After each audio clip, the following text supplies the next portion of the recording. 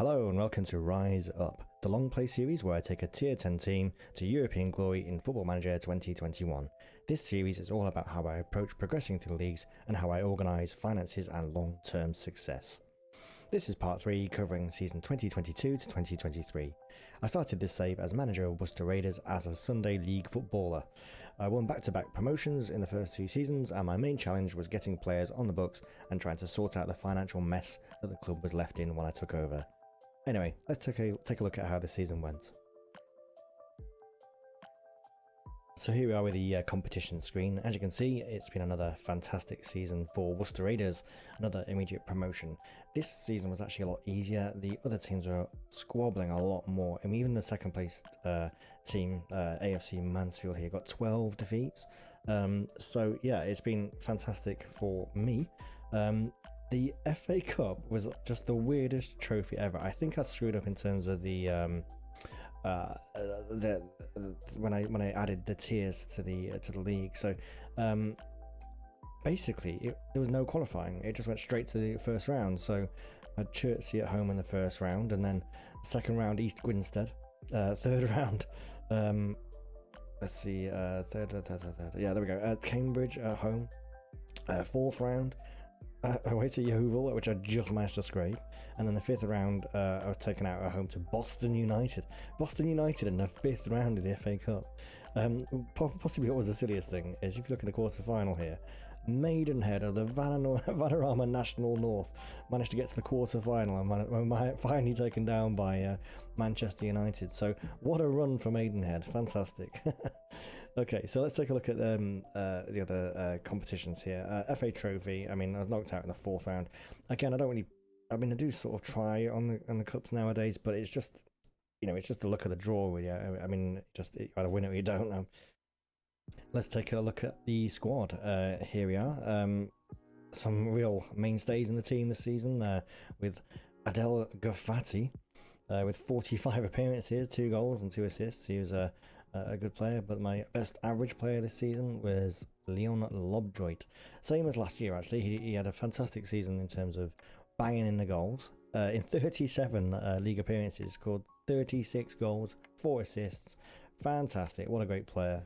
I've still managed to keep hold of him, but looking at his star rating and his age, I don't think he's going to be banging him in for much longer. I do have now some better strikers. If we take a look at down here, I believe this Abiyomi Eze is going to be a good player next season. Potentially Tammy Babalola, or maybe even this Jay Bird. Although, let's find out. I mean, they have played a few games, but I basically signed a few players towards the end of the season. The take a look at the transfers. And another season of just getting loads and loads of players in and just quickly replacing any gaps in the team. I did lose a couple of my decent players, like Dante Lodge Francis from season 1 and season 2. He went right at this, kind of in the middle of the January transfer window, so I had to replace him. But luckily I had that Leon Lobjoit, so I was quite happy with getting a replacement there. I was a bit sad to see Linton Gosco. He was a decent player in his position. It looks like he's actually retired. Look at that. Yeah, he's now a director of football. Good for him. So in terms of youth prospects, I don't really concentrate on youth at this stage of the game. The number one priority absolutely is getting the best possible players right now to get up the leagues as quickly as possible. I usually start kind of focusing on youth kind of options, probably kind of League 2, League 1, that kind of area. So we'll get more into it later on. But in terms of where I am right now, I do have a few prospects.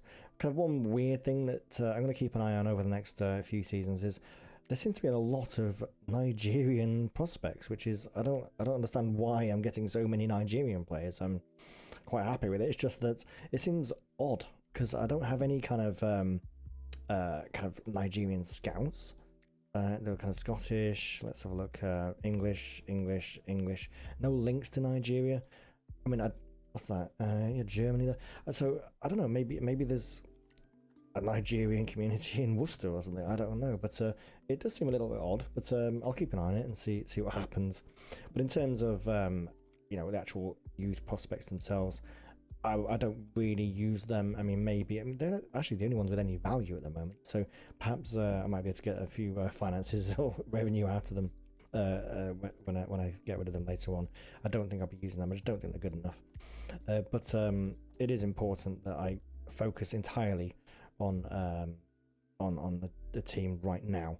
In terms of the tactics, here we go. It's the usual 4-1-3-2. It's all done. I play on a narrow, the smallest possible pitch properly. The smallest possible pitch you can play on.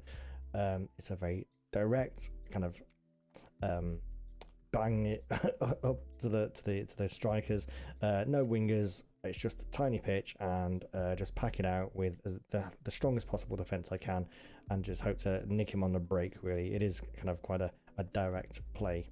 I mean, it certainly works if we look at the competitions here. There we go. So we go matches, stages, league table. Here we go. So yeah, I mean, the thing is, I'm not conceding goals. I've got the meanest defense. I'm not scoring the most goals, but the point is, I'm not losing. Well, apart from those two there, I'm not really losing games. I'm managing to keep the scores kind of healthy. So that's that. And then in terms of the finances, so this has been, as I said earlier, weird in terms of the FA Cup. Having such a great run did give me a big jump in finances. This will kind of balance out towards kind of later on in the career, just because, well, it certainly helps me now, but there's not really a lot I can do about it because I've already started this save and I don't know how to add qualifying of the FA Cup. So again, there's no save scumming, there's no kind of replaying games or anything like that. It's just that I play the games, and if I win them, I win them, and if I don't, well, that's just too bad. So I had a decent one this year into the 4th round, and it got me up to 1.313k, and because of that, I asked the board to improve the youth facilities and the training facilities, and I've also gone on coaching courses to get my basically stats higher. If we take a look at my stats right now, it's all lower, so just the single figures apart from level of discipline. That's probably because I just play the same tactics over and over and over again. So yeah, there we go. It's look at that personality, low self-belief, and this is the Rise Up series. Anyway, we'll see. One final thing to mention is, look at those wages, £15 per week. I managed to arrange a new contract for £15 a week after tax. So yeah, I'm not particularly well paid for my job, but as far as I'm concerned, this is all about making sure the finances are in place for the team, so that I'm not taking a massive chunk out of it. And of course, if we look at the contracts of the team, I don't have anyone on any wages apart from these youth players are on £5 a week. So the staff, yeah, not many staff. I probably that's a bit weird. I thought I had a physio, must have gone.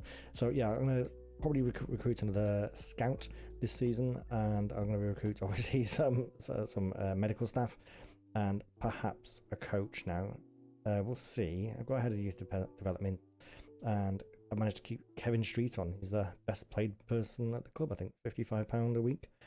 So yeah, next season, once again, it's going to be, I think, the Isthmian Premier I'm going to be in. So let's see how I get on. I'm sure it's going to be a bit more tricky this season because you're starting to get some of the better teams. Let's have a look. I think it's Isthmian Premier. So what kind of teams can I look forward to playing? Well, East Grinstead, Bognor Regis, and Hastings. Yep, it's going to be a good one. So yeah, look forward to it, and I'll see you on the next video.